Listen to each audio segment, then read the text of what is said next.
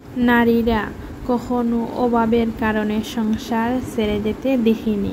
সংসার ছেড়ে যেতে বাধ্য হয় ভালোবাসার অভাবের কারণে অথবা স্বামীর খারাপ ব্যবহারের কারণে।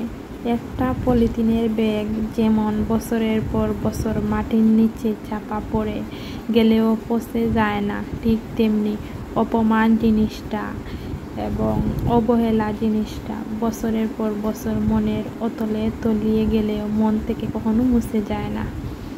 বাবার বাড়ি থেকে একটা সুতাও না এনে যদি আপনি শ্বশুর বাড়িতে সবার চোখের মণি হয়ে থাকতে পারেন, তাহলে বুঝে নিবেন আপনি হাজার অমানুষের ভিড়ে ভালো একটা মানুষের গড় পেয়েছেন।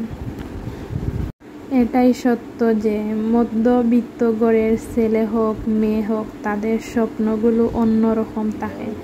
তারা চাইলেও তাদের সব ইচ্ছা পূরণ করতে পারে না।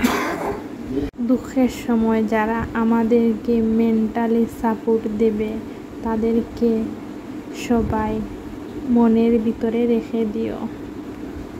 জীবনটা বড্ড এলোমেলো হয়ে গেছে আজকাল।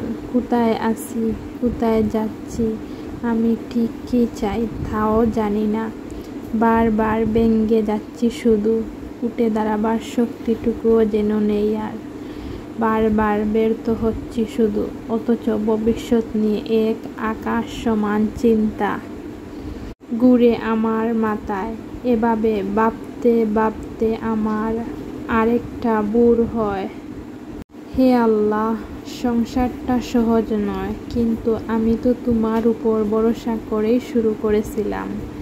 হে রব, অনেক কথা জমে থাকে বুকের ভিতর, অনেক অভিমানও চাপা পড়ে যায়, তবুও আমি চুপ থাকি, কারণ জানি তুমি সব দেখছো।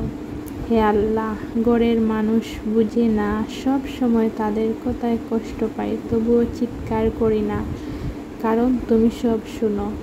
তুমি জানো আমি কতটা চেষ্টা করি শান্তি রাখার জন্য, তবু যখন জ্বর আসে সংসারে, আমি শুধু তোমাকেই ডাকি। হে আল্লাহ, তুমি আমার ঘরে বরকত দাও, তুমি শান্তি দাও। আমার সংসারে তুমি দয়া ঢেলে দাও। আমার সন্তানের জীবন তুমি বরকত দিয়ে ভরিয়ে দাও। আমার পরিবারকে হেফাজতে রাখিও। হে আল্লাহ, আমি শুধু সুখ না, সবরও চাই, যেন কষ্টেও তোমার রহমত হারিয়ে না ফেলি। আমিন। এটা আমার মুনাজাত নয়, এটা লাখো মেয়ের কষ্টের মুনাজাত। আল্লাহ সবার জীবনে রহমত বরকত নাজিল করুন।